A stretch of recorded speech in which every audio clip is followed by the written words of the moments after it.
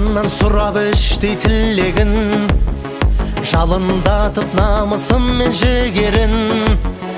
Қазағымыз шықты міне алаңға, қарсыластың жолы үшін жүрегін. Чемпион қазақтың ұлдары, чемпион қазақтың қыздары. Алдыда әлі де олардың шығатын шыңдары.